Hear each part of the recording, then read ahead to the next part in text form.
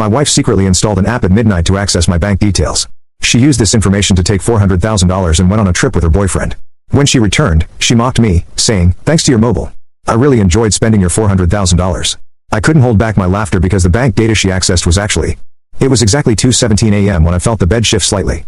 Talia, my wife of 6 years, slid out from under the covers like a whisper. I watched, eyes half lidded through the slit of lashes, pretending to be asleep. I learned to do that in Afghanistan, where pretending to sleep sometimes kept you alive. I heard her move to the hallway, then quietly down to the living room. Curious, I waited 10 minutes. Then I followed. She sat on the couch with her back to me, softly lit by the glow of my phone screen. Not hers, mine. I recognized the cracked corner on the case. She'd unlocked it somehow. Maybe while I was asleep. Maybe before. She was downloading something. An app. A strange one with a generic name that would get lost in a list of apps. Her fingers flew across the screen like she'd done it before. When she heard a floorboard creak under my weight, she turned quickly. "Oh, you scared me," she said, trying to smile. "What are you doing with my phone?" I asked, voice even. "Just checking something. I was trying to look at the pictures we took at dinner." "Yours are better than mine," she said with a casual tone. "Too casual." I nodded. "Bring it back upstairs when you're done." I turned without waiting for her reply. She thought I believed her, but what she didn't know was this. That very afternoon, I'd received an alert from my cybersecurity service. An unauthorized login attempt on my sandbox banking environment, the fake one I'd created months ago. I'd suspected someone was snooping, and now I knew exactly who.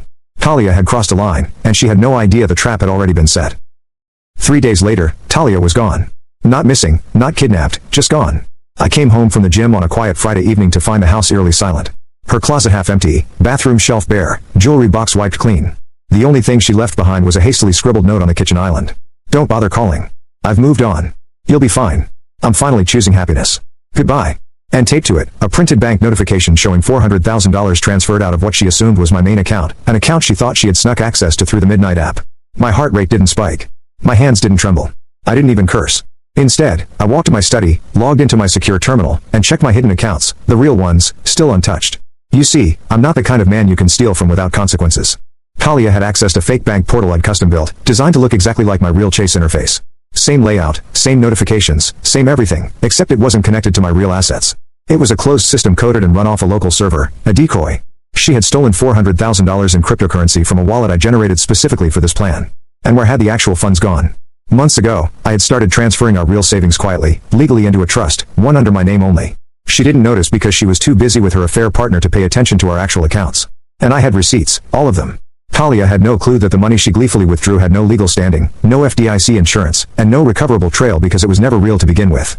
I checked the IP logs from my decoy wallet. They showed activity from my pizza. Of course, the irony, I'd even named the crypto wallet fantasy fund as a joke. I closed my laptop with a smile and walked outside to the porch. I lit a cigar and stared into the fading sunset. She thought she just pulled off the perfect heist. She had no idea it was me who had orchestrated the setup, and she had no clue the real show was just about to begin. It was a Tuesday morning when I heard the garage door crack open, followed by the unmistakable click of heels on marble. She was back. I didn't rush to greet her. I didn't even glance up for my coffee. I simply sat at the dining table dressed in a crisp black suit, laptop open, a calm jazz melody playing from the speakers. Talia strutted in like she owned the world, skin sun-kissed from tropical beaches, hair curled to perfection. Designer sunglasses pushed up on her head. She reeked of confidence and Chanel behind her. 2 Louis Vuitton suitcases rolled across the floor as her smug voice echoed. "Well, well, well, missed me." I slowly took a sip, then looked up, feigning surprise. "You're back," I said evenly. She laughed, tossed her purse on the couch, and pulled out a tiny silver flash drive, waving it like a trophy. "I thought you'd at least put up a fight, but no, you just let me take what I wanted." I got to say, thanks to your mobile banking habits, that $400,000 felt amazing in Europe. She flopped down across from me and grinned wide. "Hope you don't mind. I had to test out your little emergency fund while you sulked like a good little husband." I stared at her for a beat, then chuckled. Update 2. My wife secretly installed an app at midnight to access my bank details. She used this information to take $400,000 and went on a trip with her boyfriend. When she returned, she mocked me, saying, "Thanks to your mobile. I really enjoyed spending your $400,000. I couldn't hold back my laughter because the bank data she accessed was actually... What's so funny?" she asked, narrowing her eyes. I pushed my laptop forward, rotated the screen so she could see, and hit the space bar. There it was, footage, her at the airport, kissing her boyfriend, her accessing my bank app at midnight, the moment the fake transfer went through, her typing her name on the check-in form at a luxury hotel in Ibiza. I clicked again. A second window opened. A document on legal letterhead. Notice of premeditated financial fraud and asset theft evidence submitted for case number 48-5. A 79B filed under seal timestamp digitally certified. Her eyes widened. "WH, what is this?" I stood up calm and deliberate. That's the beginning of the end of your fantasy." She scoffed. "You're bluffing. You can't prove anything." I raised an eyebrow. "That flash drive in your purse? I cloned it last night. It's full of metadata, geolocation tags, exact timestamps, even an unencrypted key you left behind in my server logs. Her face turned pale. And that phone you used? It wasn't just accessing my account. It was recording every step, every keystroke, every swipe. Wait, no, that's not. It's all admissible, I said. And guess what? I haven't even pressed charges yet. Her smugness collapsed into panic. But that money, it's gone. We spent it. What are you even after? I leaned forward slightly. You. The boyfriend, the blowback, and the trap. Talia was still frozen in place when the doorbell rang. She jumped. I didn't. I walked to the door slowly, opened it, and stepped aside. Standing there was a man in a tailored navy suit, mid-30s, chiseled jaw, expression unreadable. Detective Warren Matthews, Financial Crimes Division, he said calmly. May we come in? Behind him stood another officer, this one in plain clothes, holding a tablet and a black folder. Talia's mouth dropped open. What? What is this? You actually called the cops? I smiled, finally letting some of the satisfaction bleed through. Not quite. Detective Matthews isn't here to arrest you. Not yet. He's just here to confirm something for me. About your little vacation. Matthews sat down across from her and opened the folder. Miss Talia Brandt, he began professionally. We have statements and signed receipts connecting your passport, your phone's IP address, and this man's bank account to a series of high-value transactions made across Spain, France, and Italy, mostly luxury accommodations, jewelry, and club charges. Do you deny being in Europe for the past 2 weeks with a man named Alec Rains? Talia glanced at me, horrified. You gave them everything? I shrugged. Oh, I didn't have to. Alec did. Her eyes snapped wide. What? I slid my phone across the table. On the screen was a live photo from earlier this morning. Alec in handcuffs being let out of a luxury condo in L.A. You see, I continued, Alec wasn't just your side fling.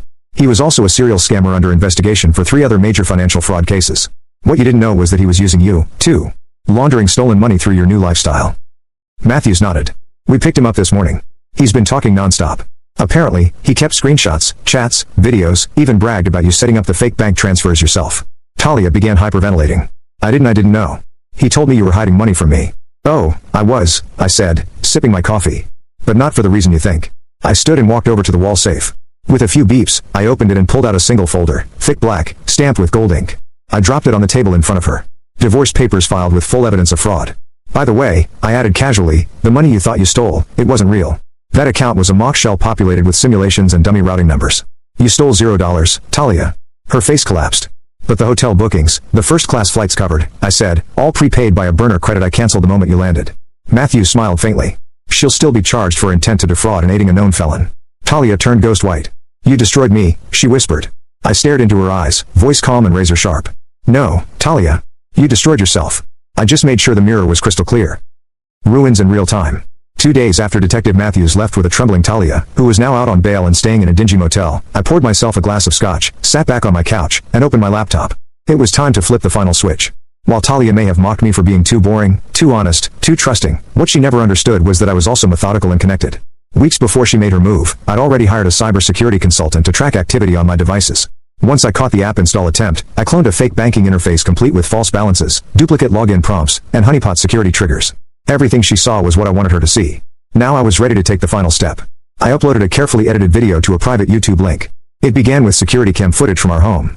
Her sneaking into my study at midnight, then screenshots of the fake account she accessed, photos of her and Alex sipping champagne in Paris, time-stamped, geolocated, unarguable. Final update. My wife secretly installed an app at midnight to access my bank details. She used this information to take $400,000 and went on a trip with her boyfriend. When she returned, she mocked me, saying, "Thanks to your mobile. I really enjoyed spending your $400,000. I couldn't hold back my laughter because the bank data she accessed was actually. Then the kicker audio from Alex's confession where he laughed and said, Talia's the easiest mark I've ever met. Thought she was running the con. Joke's on her. I sent the video link to her company's HR, the partners at her firm, a few of her prestige social circles, and of course her parents who had once said, "You're lucky she picked you." Within hours, it exploded. First came the texts, then the voicemails, then the news that her company had placed her on indefinite unpaid leave pending internal investigation. Her Instagram went dark. Her so-called best friend, Jessica, left me a voicemail. "I can't believe she did this to you. I'm sorry. If you need anything, even just to talk, I'm here." Deleted that one. Then came the call I'd been waiting for. Unknown number. I answered. "You really think you've won, don't you?"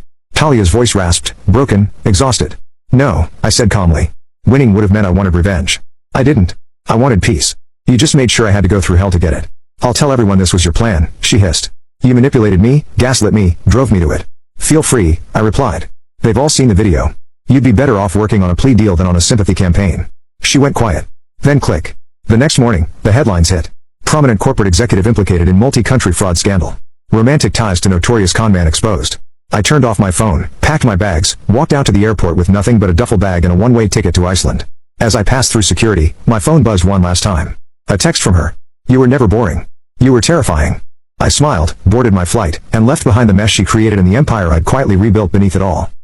Epilogue. 1 year later, it was a crisp October morning in Reykjavik. I stood on the balcony of my modest but sleek modern cabin overlooking the snow-dusted mountains and still waters of Thingvallavatn. The peace was intoxicating, something I hadn't truly felt in over a decade. Life had changed. I'd kept my promise to myself. After Talia's betrayal, I sold off the last of my US-based consultancy shares and moved to Iceland under a new business venture, a quiet digital forensics firm that I ran anonymously through proxies. It wasn't for profit. It was to help people like me, those who had been blindsided by betrayal and didn't have the resources to fight back. I called it the Lighthouse Initiative. Quiet, precise, devastatingly effective. As for Talia, she was no longer the woman who had walked smugly out of our shared life with $400,000 and a passport full of illusions. After the internal investigation and the damning footage I released, her company fired her publicly. A few publications picked up the story and her name was dragged through the mud. Turns out Alec had scammed more than just her. He'd fled to Dubai with a forged identity. And when authorities caught up with him, he handed over everything, including screenshots of their texts plotting financial fraud. She was arrested again 6 months later, this time for fraud and identity theft. She avoided jail with a plea bargain, but the restitution payments broke her. Her credit was destroyed. She now worked a part-time job managing bookings at a failing gym in a strip mall in Nevada. I never answered her final email. It was a subjectless line that simply read, "Do you ever miss what we had?" I didn't open it. I didn't need to. Alec, he didn't vanish fast enough. The forged documents tied to his Dubai escape left a paper trail and a class action lawsuit by other victims landed him behind bars in Bahrain. Last I checked, he was serving a 10-year sentence for financial fraud. Fitting, considering he once mocked me for being too safe. As for me, I made peace with the past, not by forgetting it, but by weaponizing it into something meaningful. I kept my principles. I stayed silent while the storm passed. And when the time came, I didn't need to shout. I let the truth do the screaming. Closing. Quote, "The best revenge isn't rage. It's rebuilding quietly, powerfully, in full view of those who thought you'd never rise again." Was this revenge perfectly justified? Tell us what you would have done in the comments below. Like the story. Share it with someone who needs this energy. And subscribe to Lauren's story for more jaw-dropping tales of betrayal and justice. Because here, every lie has its reckoning, and every betrayal finds its shadow. Stay sharp, stay strong, and stay tuned. Hey!